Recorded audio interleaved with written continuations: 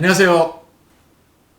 네, 선거제도 개혁연대 방송입니다. 네, 세 번째 시간이 되는데요. 우리 처음에 뭐 했죠? 프랑스 총선. 두 번째는? 영국 총선에서. 이번에 세 번째로 오늘은 일본 총선이.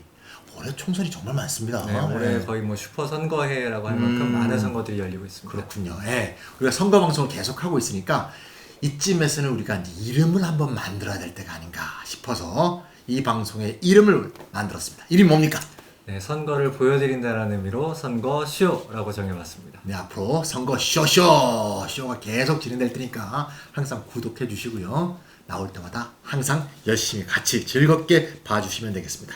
자, 오늘 2024년 일본 중의원 선거와 선거 제도에 관한 내용을 해야 되는데요. 먼저 선거 결과, 신문을 좀 보시긴 했겠지만 잠깐 선거 결과를 좀 요약하고 들어가면 좋을 것 같습니다. 먼저 선거 핵심 결과 한번 요약해 주시죠. 네, 핵심 결과는 뭐 많이 이제 언론에서 헤드라인으로 보도가 됐는데요. 자민당이 과반에 실패했고요.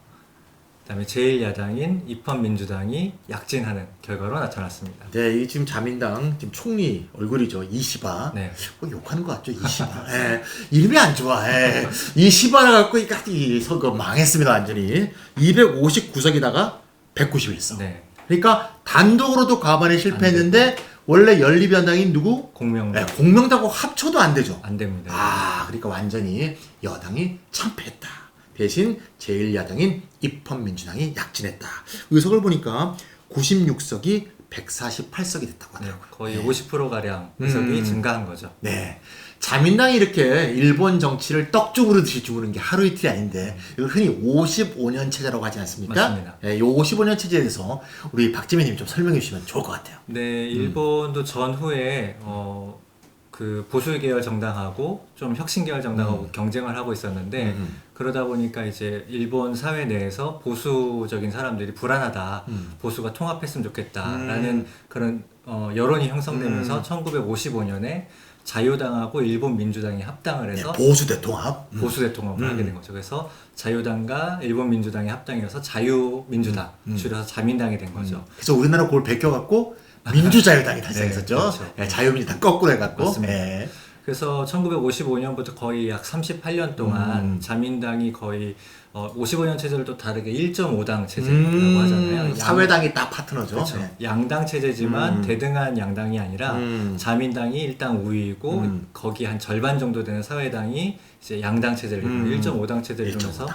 네, 1993년까지 자민당이 거의 압도적인 그 정당으로 군림을 했고요. 그렇죠. 계속 여당이었죠. 네. 네. 뭐 93년도에 일시적으로 정권이 교체되고 또 2009년에 또 그때도 하토야마. 자민당이 몰락하면서 민주당 정부가 약간 한 3년 정도 집권을 하지만 그 외에는 계속해서 자민당이 일본 정치에 거의 독보적인 상수인 정당으로 기능하는 그런 시대가 계속되어 왔죠. 얼마 전까지. 그러니까요. 그러니까 93년도 호소가와 내각, 네. 2009년도 하토야마 민주당 내각, 이 두 번을 빼고는 계속 자유민주당이 혼자 혹은 공명당하고 연립해서 네. 계속 집권을 했는데 네. 이번에 공명당하고 합쳐도 과반이 안 됐다. 네. 뭔가 이유가 있을 텐데 그 이유가 뭡니까? 네, 보시는 바와 같이 네. 부패 스캔들 때문입니다. 공산당 기간지가 이거를 폭로하면서 드러났는데요. 네, 2022년에 이게 폭로가 됐는데 민주당의 그 정치자금 파티를 통해서 모여든 정치자금을 공식적으로 처리하지 않고 비자금화했다는 것이 폭로가 되면서 일본 정계를 뒤흔들게 되죠. 네. 그러면서 일본의 그 총리들이 일본의 그 자민당 정부들이 계속해서 흔들리다가 결국에는 이제 그래도 국민적 인기가 좀 있는 아까 보신 한번 화면을 넘겨주시면 이 이시바 시게루 사실은 그 아베의 오랜 당내 정적이었고 정적이라고 하기도 조금 무색할 만큼 아베한테 항상 밀려서 국민적 인기는 높지만 의원들에게 인기가 없기 때문에 항상 총리 선거에서 고배를 마셨던 사람인데요. 아베가 불의의 사고로 이렇게 사망하고 그 이후에 아베를 계승했던 그 다음 총리들도 인기가 없으면서 이시바 시게루를 앞장 세워서 이 난국을 좀 돌파해보자. 그래서 얼마 전에 한 달도 안 됐죠. 이시바 시게루가 총리가 되는 그런 인생 역전을 썼는데요. 근데 이시바 시게루 총리가 일종의 승부수를 던진 거죠. 의회를 중의원을 해산하고 조기 총선을 하겠다라고 하면서 승부수를 던졌지만 문제가 있었던 것이 뭐냐 하면 자민당에서 그래서 이렇게 공천을 못 받은 무소속 후보들한테 사실상 자민당이 선거 자금을 지원했던 것이 선거 막판에 드러났던 거예요. 개파 정치의 네. 문제죠, 그게 사실은. 네. 예. 사실상 개파 이 비자금 스캔들 때문에 개파를 해체했다고는 하지만 여전히 일본 정치의 썩은 맞아요. 점들이 변화하지 않았고 이시바 시게루가 이렇게 이끄는 자민당 역시도 다르지 않구나. 이시바 시게루는 조금 더 깨끗한 줄 알았는데 별반 차이가 없구나 하면서 선거가 사실상 그때 선거가 끝났다라고 네. 볼 수 있겠습니다. 네, 아베야 뭐 전통적인 자민당의 이제 라인이고 또 헌법까지 바꾸려고 그러는 좀 극우 라인이라고 볼 수 있는데 약간의 이시바는 좀 합리적이다. 네. 이렇게 국민들이 봤는데 이 똑같은 놈 아니야. 그래서 이제 시바 이렇게 해서 이제 망했다 이렇게 볼 수 있겠죠. 괜찮죠? 네, 그러면 네, 방송용으로 좀 문제가 있었습니다. 네. 그런 말이죠. 이제 정부가 구성이 돼야 되는데 네. 이런 의원 내각제에서는 과반이 넘어야지 정부가 구성이 되잖아요. 맞습니다. 근데 이제 여당이 과반이 안 됐으니까 네. 이게 좀 구성하기 좀 어려울 것 같은데 일단 저희가 한번 표를 한번 가져왔습니다. 이렇게 네. 쭉 이렇게 465석이 됐는데 네. 예. 그래서 원래는 자민당하고 공명당이 자민당만 해도 충분한 과반 의석을 갖고 있었고 공명당까지 포함해서 연립정부를 구성하고 있었는데 이번에는 보시는 바와 같이 야당 의석이 더 크죠. 그렇죠. 그런 굉장히 많습니다. 그리고 그렇습니다. 예. 그래서 이번에는 다시 자민당이 집권하려면 공명당뿐만 아니라 다른 정당의 협력이 반드시 필요한 예를 들면 상황입니다. 유신회 같은 정당. 그렇습니다. 예. 뭐 입헌민주당 같은 경우는 제1야당이고 정권 교체를 노리는 정당이니까 같이 협력할 일은 없을 것 같고요. 조금 그래도 보수적이거나 우파적인 일본 유신회나 국민민주당. 국민민주당과 협약을 맺어서 같이 연정을 구성할 수도 있겠지만 걔네들이 할까요? 그게 이런 지금, 상황에서 그게 지금 문제입니다. 예. 이번 선거 전후에 일본 유신이나 국민민주당이 자민당하고 연정을 구성하지 않겠다라고 그렇겠죠. 선거 전에도 얘기했고 선거 결과가 끝난 다음에도 네. 입장을 밝혔습니다. 그래서 물론 이제 가봐야 아는 거겠지만은 지금 이렇게 되면은 이른바 이 의원 내각제에서는 헝 의회라고 하죠. 헝, 예. 누구도 다수를 점하지 못한 상황이 네. 일본 의회 정치 역사상 처음으로 발생할 수도 있지 않을까 하는 생각이 들고 그렇다고 자민당과 공명당을 뺀 나머지 정당들이 합쳐서 정권 교체 이룰 것이냐라고 했을 때는 또 정당의 이념들이 워낙 다르기 때문에 그렇게도 어려울 것 같고 네. 입헌민주당 같은 경우는 이번 선거에서 그 자민당의 과반을 붕괴시켰지만 자기들이 무리해서 다수당을 이렇게 구성해서 정권 교체를 시도하기보다는 다음 참의한 선거에서도 자민당한테 타격을 준 다음에 2009년처럼 정권 교체를 시도하겠다는 입장들을 보이고 있어서 네. 향후에 일본의 이 의회가 어떻게 구성될지 굉장히 경랑으로 빠져들고 있다고 할 수 네. 있겠습니다.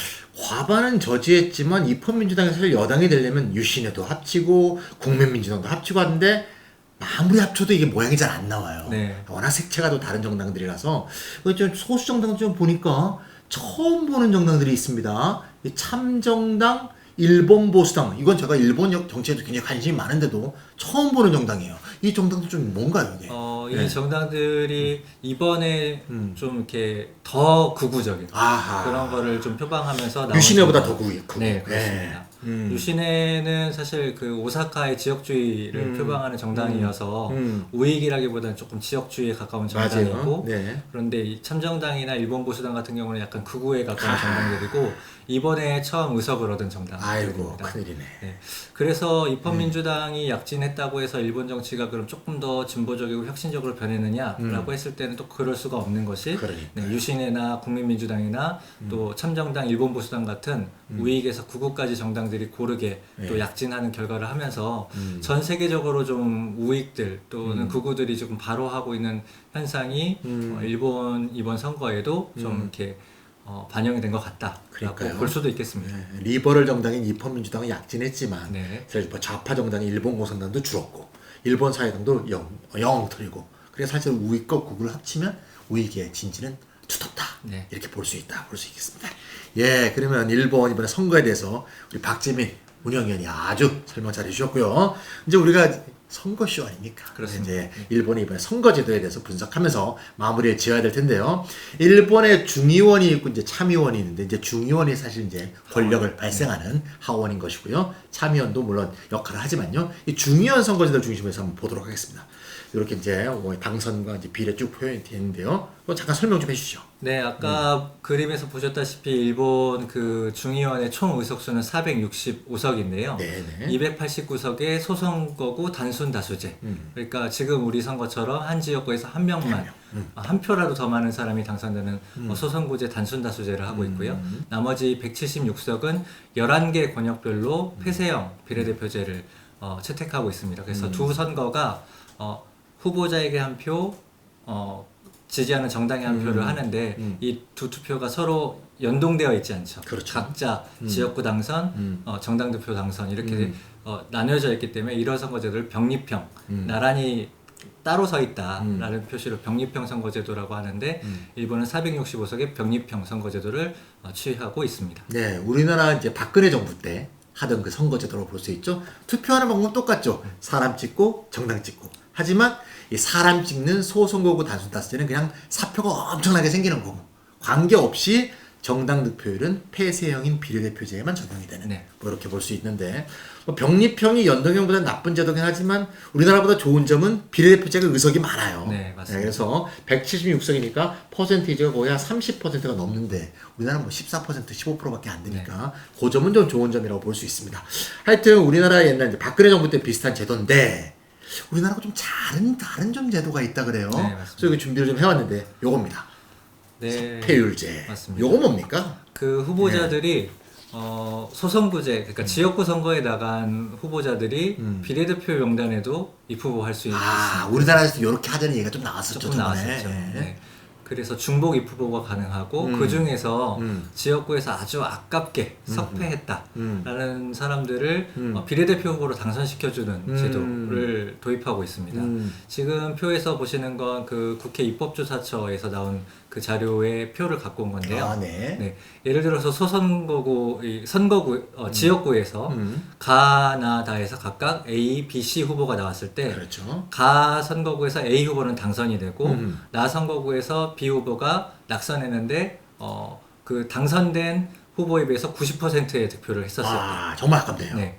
다 선거구에서 C 후보가 낙선했지만 당선자에 비해서 80%. 80, 90 거꾸로 되어 있습니다. 바뀌었군요. 네. 어쨌건. 네. 나가 80%, 다의 C 후보가 90%. C가 더 아까운 거죠. 그렇죠. 네. 그렇습니다.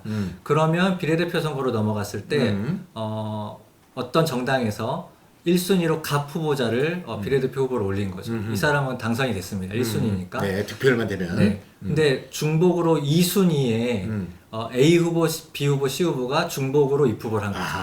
그랬을 때 요게 중복 네네. 입후보군요. 네. 그랬을 때 A 후보는 선거구에서 당선이 됐죠. 그러니까 이번에 이제 비례대표 선거에서 따질 이유가 없습니다. 그렇죠. 그러면 이제 B와 C 후보를 따지는데 더 아깝게 진 C 후보를 먼저 당선시켜주고 그렇군요. 그러고 나서도 이제 비례대표 당선이 충분한 또 표가 있으면 이제 B 후보도 당선이 되고 그 다음에 순위가 다음 순위인 을 후보가 당선이 되는 이런 형태. 그래서 중복 입후보가 가능하고 아깝게 떨어진 순서대로 윗순위에서 아깝게 떨어진 후보들이 비례대표로 당선이 되는 이런 것을 일본식의 독특한 중복 입후보제와 석패율제라고 설명드릴 수 있겠습니다. 만약에 정당 득표율이 2명까지밖에 당선이 안 되면 C까지 당선되고 B는 당선이 안 되겠군요. 그렇습니다. 네, 그렇게 될 수도 있겠네요. 그러니까 얼핏 보면 우리나라에 좀 적용을 해보면 예를 들면 경상도 지역에서 민주당이다. 그럼 이제 지역구도 나가고 비례도 하면 네. 뭔가 좀 그 사람들한테 힘도 좀 줄 수 있을 것 같고 네네. 전라도라면 거꾸로 국민의힘 후보가 네네. 지역구에 나가고 비례대표지면 지역구에서 너가 아깝게 낙선해도 국회의원 될 수 있어 이렇게 힘을 줄 수 있을 것 같아서 좋아 보이기도 하는데 네네. 뭐 나쁜 점도 있을 것 같은데요. 맞습니다. 네. 석패율제가 장점과 단점이 사실 모든 제도가 그렇지만 다 고르게 있습니다. 네. 말씀하신 것처럼 예를 들어서 대구 경북 지역에서 민주당 후보가 49.9%로 낙선이 됐다. 아이고. 그러면 그 후보가 어떤 후보로 정치인으로서 매력이 있건 능력이 있건 대단한 후보인 거죠. 그런 분은 석패율로 구제를 해준다면은 의원이 돼서 의정활동을 하고 또 지역도 대표하고 그러면서 지역주의를 완화시켜주는 그런 효과가 있기 때문에 그건 석패율 제도의 장점이라고 할 수 있겠죠. 근데 석패율 제도를 아무래도 하게 되면은 예를 들어서 방금 예를 또 든 것처럼 전남 지역에서 국민의힘 후보가 49.9%가 됐다. 그럼 그 후보는 아마 엄청 유명한 그렇죠. 유력한 유력한 그런 사람일 겁니다. 그렇죠. 그래서 석패율 제도가 정치 신인보다는 정치 명망가들한테 유리한 제도가 되는 거죠. 오히려. 예. 그래서 이번에 저 사람은 좀 바꿔야겠어, 떨어뜨려야겠어 라고 해서 낙선시켜도 그 사람이 절대 떨어지지 않는 석패율 제도를 계속 살아오는 겁니다. 아하. 그렇기 때문에 석패율 제도를 약간 비하해서 네. 좀비 제도. 아무리 떨어뜨려서 죽이려고 해도 다시 살아온다. 라고. 언데드군요. 네, 언데드 그렇습니다. 죽지 않는 네. 좀비 제도. 그래서 오히려 유력한 정치인들의 기득권을 강화시키도록 네. 기능할 수도 있어서 사실 모든 제도가 장점과 단점이 있기 때문에 그렇군요. 잘 고려를 해봐야겠죠. 네, 요 석패율제가 우리나라하고 좀 다른 독특한, 사실 일본만의 독특한 제도인 것 같기도 합니다. 자, 그리고 또 이제 우리나라하고 다른 점이, 사실 우리나라 선거에서 가장 큰 문제가 사실 위에 보로를 다 이제 큰 정치인들이 갖지 않습니까? 이 공명나 대표 낙선이 잠깐 있네요. 네. 공명나 대표가 낙선했습니까? 네, 설명을 드리려고 이 하는데요. 친구는 석패 안 했어요? 공명당은 정통적으로 지역구 후보에 나갔을 때 그 비례대표의 중복 입후보를 잘 안 한다고 합니다. 그래서 이번에 공명당의 대표가 네. 지역구에 출마했기 때문에 비례대표 후보로 중복 입후보 안 한 거죠. 네, 지역구에서 낙선했습니다. 그래서 어쨌든 오랫동안 자민당과 함께 열린여당을 해왔던 파트너 정당이었던 공명당의 대표가 낙선한 사례는 이번이 정말 오랜만에 발생한 사례가 되더라고요. 웬만하면 당대표 낙선을 안 시키는데 그쵸. 이게 약간 좀 불문율 같은 건데 네. 의회 지역 중심- 주민들이 아주 셌네요. 네. 의회 중심제 국가에서 네. 어쨌든 정당의 대표가 낙선한다는 것은 일반적인 이 낙선보다 그렇죠. 훨씬 더 정치적 무게감이 큰 것이고, 그래서 이 공명당 대표님은 그래서 공명당 대표에서도 이제 내려놓겠다라고 네. 지금 선언을 해놓은 상태이죠. 사실 공명당이 원래 이제 일본의 한 기독교 불교 교파인 창가학회에서 네네. 나온 정당 아닙니까? 네네. 그러니까 뭔가 불교적인 어떤 그 깨끗함을 가지고 우리는 뭐 지저분하게 그 석패 이런 거 안 해 이러면서 했는데 이제 자기에게 이제 부메랑이 돌아왔네요. 네. 네, 잠깐 공명당 대표의 낙선을 아쉽게 한번 봤고요. 네, 자, 마지막으로 이제 얘기 말씀을 드리면 저희가 이제 항상 할 때 선거 용지에 이게 국회의원이 많은 정당이 위에 있지 않습니까? 그렇습니다. 1번, 2번 항상 정해져 있고 네네. 심지어 지방선거 하는데도 국회의원 의석수로 1번, 2번을 배정받는 참 황당한. 네. 사실 유럽에서는 이렇게 돌리지 않습니까? 그래서 다 투표용지마다 순서가 다 달라갖고 자기가 원하는 지지하는 후보를 딱 찍어야 되니까 번호는 사실 상관없고 후보에 대한 인식이 굉장히 중요한 건데 일본도 번호가 없다 그래요. 네. 근데 번호가 없는 것뿐만 아니라 또 특별한 제도가 있다는데 네네. 그 얘기를 마지막으로 해볼까 싶습니다. 네, 자서식 투표 제도를 하고 있습니다. 우리나라 같은 자석? 경우, 네, 자석. 자석이 아니고 자석. 네, 맞습니다. 자석은 뭡니까? 직접 적어야 된다. 아하, 직접 적어라. 네네. 뭘 적어요? 뭘 적는지 한번 투표용지를 보시면요. 어. 네, 여기에 자기가 지지하는 후보자의 이름도 적어야 되고 어허. 자기가 지지하는 정당의 이름도 적어야 합니다. 그러니까 직접 소선거구는 이름을 적어야 되고 네. 정당 투표는 정당을 적어야 되니까. 네.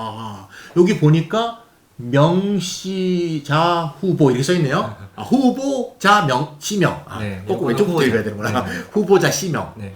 이런 투표용지가 하나 더 있어서 이제 거기에는 정당명을 적게 되는 겁니다. 그러니까 고바야시라고 써야 되는데 고바야소라고 쓰면 그거는 무효표. 그거는 이제 뒤에 한번 예를 네. 말씀드리잖아요. 하나 더 보여주시면 네, 그 이름은 그렇고요. 네. 네. 그다음에 정당은 이제 헷갈리는 게 네. 입헌민주당하고 이제 국민민주당이 있으면 이게 이제 약자가 이게 인민당, 국민당 이게 입헌민주당, 국민민주당 다 적으면 되는데 만약에 민주당이라고 적으면 이게 그렇죠. 문제가 되겠네요. 이 두 당이 모두 약칭을 민주당이라고 쓰고 있습니다. 그렇기 때문에 만약에 이번 중의원 선거에서 정당 투표에서 민주당이라고 적었으면 이 투표를 어떻게 계산해야 되느냐가 문제가 되는 거죠. 근데 일본이 굉장히 독특한 방식을 취하고 있는 게 그럼 최종적으로 입헌민주당과 국민민주당이 받은 표에 비례해서 민주당에 표를 그냥 나눠주겠다라는 어찌 보면 합리적인 것 같고 어찌 보면 너무 편하게 생각하는 것 같고 그런 식으로 이제 한다고 하더라고요. 어쨌든 네. 일본의